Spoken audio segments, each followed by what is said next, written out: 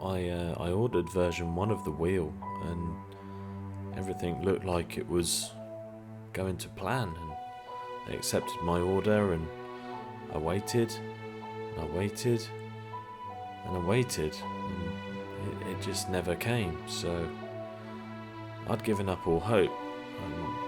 I really didn't think that I'd ever get to see that wheel. A dangerous virus is spreading rapidly in China, and U.S. officials are very worried that it could come here. The Australian Formula One Grand Prix has been cancelled because of coronavirus concerns. Brexit will legally, politically and constitutionally become a reality. With Daniel Abt being dropped by Audi. And is a 7-time champion of the world! That former Vice President Joe Biden has been elected president. We cannot continue with Christmas as planned. Contains little tiny grains of iron oxide, and when they cool, they become magnetized, and they become magnetized in the direction of the Earth's magnetic field. A magnet. Let me show you that this block here is a little.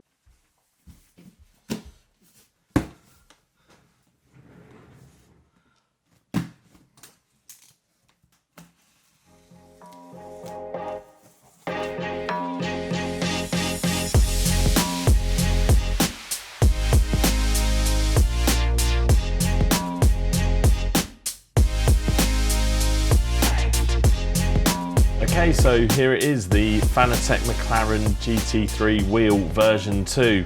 Now, it feels like I've been waiting an eternity for this wheel. Well, not this wheel exactly. I was one of the people that ordered the original version just as they were discontinuing it, and my order was cancelled, so I never actually got that wheel. So I'm really excited to try this one, the version 2. Now, it's nearly a full 12 months to the day since I tried to order the version 1 of this wheel, but this revamped version keeps a lot of the things that made it so popular in the first place, but it's got a couple of new features that make this an incredible option at the price point. €199 to be precise. It's good. So the first thing I want to talk about is the design and the build quality of this wheel. Now, my requirements for any piece of sim racing tech are generally, does it look good, is it built well, and does it make me feel like a real world racing driver? And the answer to all of those questions is a resounding yes. Now, I know it's not real carbon fibre like the real world counterpart would be, but the carbon effect on this surprisingly tough plastic body does a good job of giving you a premium feel. Now, the grips, they're not the standard sort of Alcantara that you would get and what I'm used to with a couple of my wheels. And it makes a refreshing change, actually. They feel good, they feel premium, and well, they grip quite well, so it ticks all the boxes. The button layout's good. Now, maybe not quite as many buttons as you would get on something like a Formula V2, but still a decent amount to be getting on with, and the layout's good. I mean, we've got a nice mixture of these smaller traditional size buttons, but we've got a couple of these larger stiff buttons. Now, I'm sure they've got a technical name, but I don't know what that is, but they have one of the most satisfying clicks to any button that you're ever going to find anywhere. Oh, nice. Okay, so something that I love about this new wheel is the new quick release system. It's a massive improvement on the old version, which was the screw-based system. With this, you just push it on. There's a little white line. You just tighten it up until you cover that white line, and that's it, it's done. There's no messing around with screws or anything. That is a huge improvement. Actually, while we're on the back of the wheel, it's worth talking about the paddles beneath the gear shifters. Now, these are traditionally used for your dual clutch, but they can be assigned to anything. And I remember at the time when the first version of this was out, this was really popular amongst drivers that wanted to use these for accelerator and brake. So this is actually a really accessible wheel for that reason alone. Okay, back round the front of the wheel, and a lot of the stuff that you would expect from any good Fanatec wheel, including the OLED display. Now, if you haven't got one of these displays on your current Fanatec wheel, then you're really going to love this upgrade. It makes configuring the settings and navigating the menu system on the wheel just so much better. There's the interchangeable button caps that you get on the smaller buttons here. You've got the Fanatec Funky switch, which is essentially a D-pad and a rotary switch combined. And you've also got these rocker switches as well, up and down motion, which are great for things like traction control or ABS settings. We've also got these 3 rotary switches in the middle here. Now, I've got the same rotary switches on the V2, and I'm honestly I've yet to find a really good function for them. So I'm interested to hear if anyone's using those switches on their wheel, what they're using them for. Please let us know in the comments.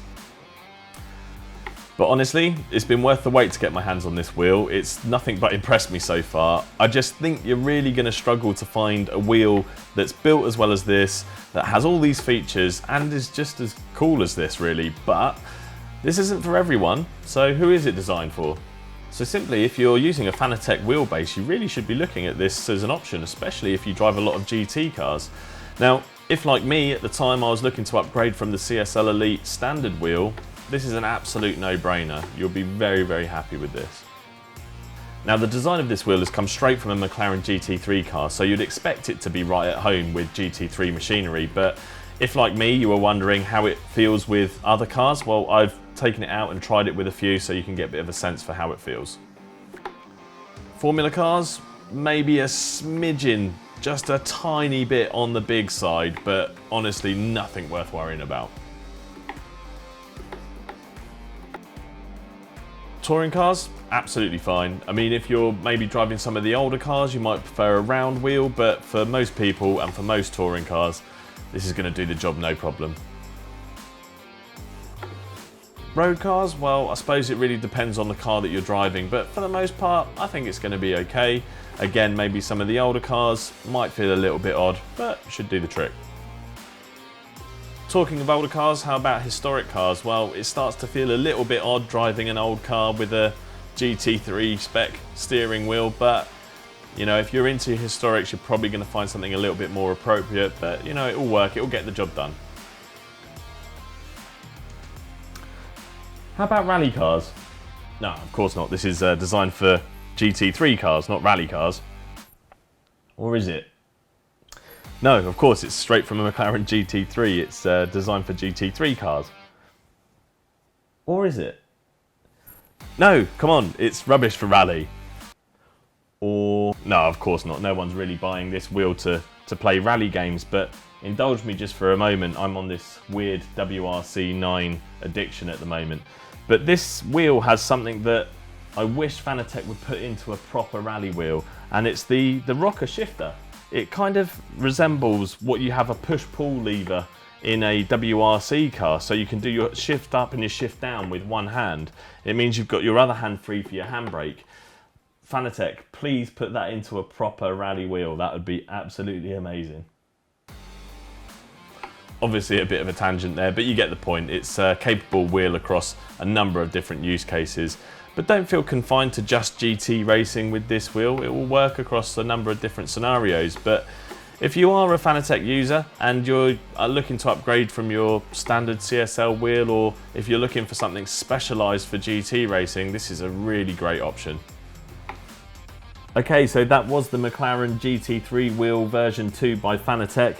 Like I've already said, if you've already got a Fanatec wheelbase and you're driving a lot of GT cars, it really is a no-brainer, especially at the price. You're really going to struggle to find anything which has got this many features and really is just as cool as this. So yeah, can definitely recommend this one. Very, very happy with it. But yeah, that's it from me. My name's Steve, and Paul usually does the sign-off so slick that I'm not even going to attempt it. But like and subscribe, I guess, and I might see you again soon. Thanks very much for watching. Cheers.